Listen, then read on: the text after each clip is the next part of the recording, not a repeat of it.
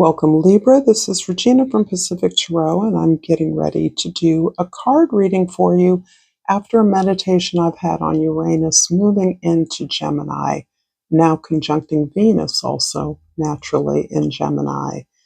And the energy that speaks to me about divine energy, divine feminine energy, coming through each and every one of us, regardless of gender or status in the world, and the need to integrate that energy of gift, of love, of support, of talent, of an offering that you're here to make that no longer feels as though there is a choice or a sacrifice that needs to be made.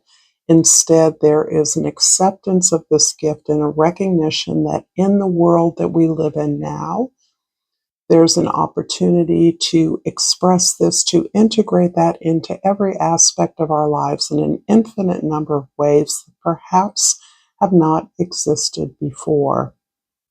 So, of course, time marches forward. One generation's experience very rarely is similar to the generation before, but I think we would all agree the rate of technological advancement and change has been accelerated, and Pluto in Uranus speaks about that very specifically. So this is a positivity in owning all of who we are and not feeling the need to sacrifice any part of that. For your overall energy, Libra, the Two of Swords is talking very clearly about a choice that you have already made, an intuitive prompting towards something that you feel you know is right for you. And yet the consequences of moving in the direction that perhaps is taking you away from things you've always done before, a lifestyle, an old job, a former relationship, is having consequences on loved ones or others who are involved that is regretful for you, that you feel perhaps even some guilt about. And one of the situations that comes to mind is a parent divorcing another parent and the impact it has on the children. And in this situation, I'm thinking of adult children, but this can equally be relevant to those who have still small children. I don't think that small children have the ability to articulate their thoughts to the same degree that adult children do. Nevertheless, that you may be, there's a fear, there's a hesitancy because of the impact of your actions on others is something that may be at issue for you at this time. Underneath the deck, the Ace of Cups, oh indeed, this feels very pertinent to relationships or a particular relationship. And it feels very much like family. This can be something that happened to you in the past, perhaps important people in your life change their relationship, parents certainly, but it can be other people at a time when you had little or no control, and the impact that it is having on you is up top for you. It's at issue somehow. You may be feeling some delayed sense of guilt or concern, and feel compromised in your ability to really be present for the feedback that you're getting. I'm going to start with a crystal oracle, and out pops the Bogie stones, and the key word here is balance. So relevant to you, Libra, the sign of the scales. I am balanced, whole, and complete. Let's dig in Before we dig in, I want to remind you that this is a general reading. It's not going to be relevant to all of you. If you find that this reading does resonate for you, please like this video. You can share it with others if you feel inclined to do so, or know someone who might be helped or informed or entertained by this video. And subscribe to my channel, Pacific Tarot. It is greatly appreciated. If you're interested in a personal reading, information for that is in the description box below. Excuse me. Allergies are pretty intense right now. The Seven of Wands in your 10th house. This is how others see you. This is your position or location in your community, at your job. The Seven of Wands is you standing up for yourself, being clear about what's best for you, setting healthy boundaries that are important.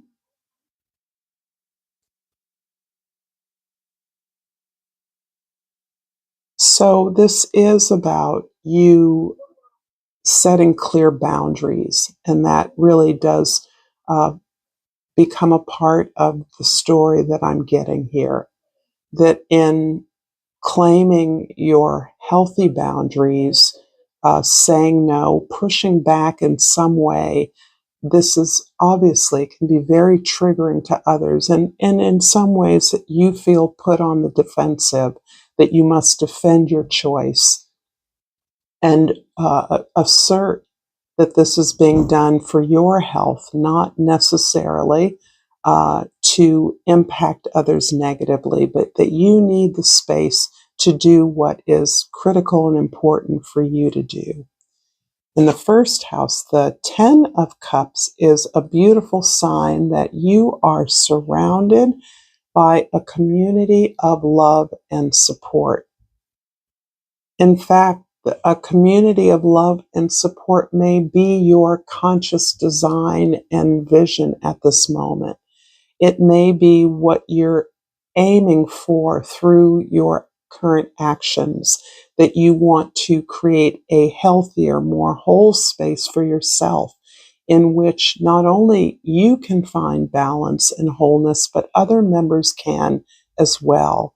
And this is almost an active principle in this community that surrounds you and that you are creating, envisioning, building, putting together, understanding and accepting that this is your world. This is the world that you see for yourself. And it's in this direction that you're setting up the choices that you're making, being pulled absolutely by your heart's desire, and feeling the ability to share all resources, all feelings in a safe place. That includes feelings of guilt or remorse or regret or concern for others, that this is the appropriate place to share it and that you're available for that. So earlier I mentioned not feeling necessarily comfortable receiving the feedback from others if there's a decision you're making or have made that feels as though it's impacting others. I see that you're creating a safe space for those feelings to be shared. You're aware that you're not blocking or stunting others' expressions about your impact on them. And the fourth house, this is your foundation, your home, the Four of Pentacles. This is beautiful. It feels as though you're grounding this vision you have of whole, healthy team, community on real experience with real resources as the foundation. You're being very careful not to throw out the baby with the bathwater. So if there's a rejection or turning away from things in the past, you're careful to maintain that which still serves you, which becomes the foundation of your ability to build upon this something successful, something grounded, something practical that is of value to all members of your family, your team, your community. And in the 7th house, the Page of Wands. This is in the house of significant others. So I do think that there is a child or children involved. By children or child, I also include mentees, people who look to you as an inspiration or who are following your lead or direction, that what you're doing is somehow modeling something explicitly for others to follow. So you're welcoming in this youthful, query, inquisitive energy, this enthusiasm, this excitement, even if you're more reasoned and feeling the need to facilitate and negotiate, strategize some very delicate emotions and feelings. You welcome in the enthusiasm that does exist and that you contain, that others are picking up on what it is you're building towards rather than what you're leaving behind. You're hoping to get others excited and motivated by your excitement, your desire to grow, to craft something beautifully in your own way. I'm going to clarify the first house here, the 10 of Cups with the 5 of Wands in the 2nd house and the 3 of Cups in the 3rd house. This is very lovely. Yes, you're working actively with the team. In fact, I sense you have a team that you have convened specifically to work on crafting this new project, this new development, this evolution of community. Perhaps it's something concrete. Whatever the project is, you are celebrating your ability to do this. You recognize that you could not be doing what you're doing without all the support and love you have around you. And for that, you're grateful. You recognize this is nothing to be taken for granted, that your ability to work with people, people that are different than you, people that bring different expertise, but work in a way as a team, is something that you recognize is already the fulfillment of your vision, and you've barely gotten started. In the 4th house, the 4 of Pentacles foundation is clarified by the 6 of Swords in the 5th house and the 8 of Pentacles in the 6th house. I definitely see your desire to recover from something that was difficult. This decision you made was in part to relieve some of the stuck energy that you were experiencing, perhaps as part of a project or collaboration, or from family of origin, moving away, separating yourself from the fundamentals which you embody, perhaps of family patterns. But you've learned to take what's valuable of what was given to you and craft that very consciously through hard work, through a work ethic, through diligence and tremendous discipline. This kind of discipline is really about some very particular and individual craft because of the level of love, of devotion, of care, of joy that you experience in the doing. It's having work that you love so much that that's all you want to do. You don't do the work for love, you love the work that you do. And that means you enjoy doing it all the time. You see aspects of your work, of the development of a project in all aspects of your life, and certainly in all aspects of your relationships. The 7th house, the Page of Wands in the 7th house, is clarified by the 3 of Swords in the 8th house and The Eight of Swords in the ninth house. Oh, so here I see there has been a lot of disappointment. You're valuing your community, your support, your love because you've lived without it. You have been disappointed. You have been hurt. You have made choices that you now take full responsibility for. And they continue to lead to some differences, arguments, debates um, among perhaps intimates or family members. You are moving through that by attempting, for one thing, throwing yourself into your work for sure, but also by not carefully understanding the lessons that you've learned from the experience you're moving away from, the lifestyle that you are giving up, the choices you've made to move in this very different direction. You've been on this path for a while, but you're still experiencing the repercussions and may forever from loved ones who express concern, don't think you're doing it right, don't think your choices are valid, feel that you're just way out there in some way that they need to advise you against constantly.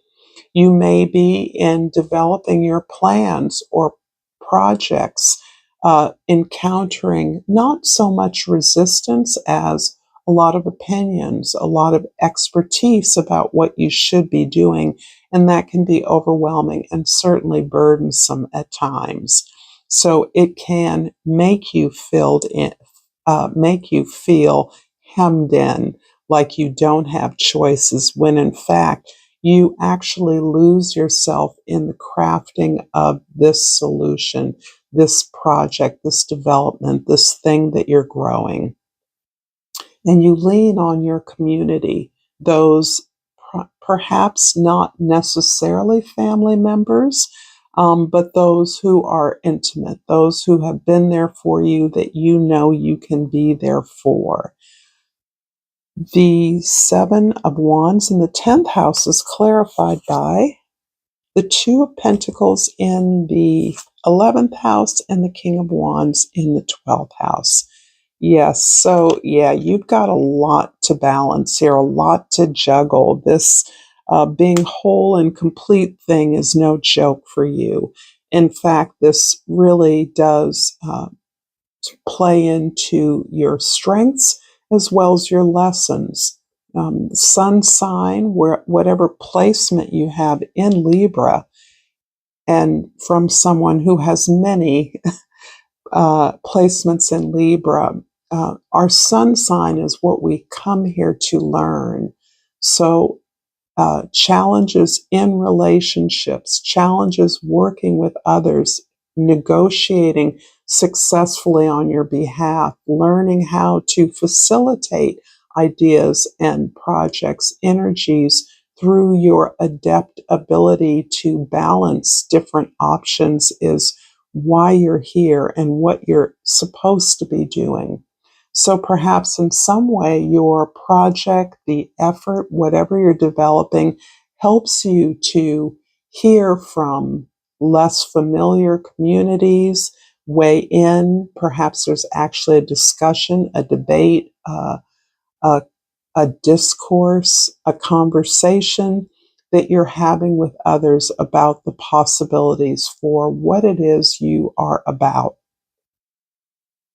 And certainly your innermost strength right now is your willingness to stay in your heart, to stay whole, to allow your desire to inspire you, to allow that to not only motivate you, but to inspire others. There's a leadership quality that you have, and it feels as though it is evident in everything that you're doing, no matter how unhierarchical what you're doing may be.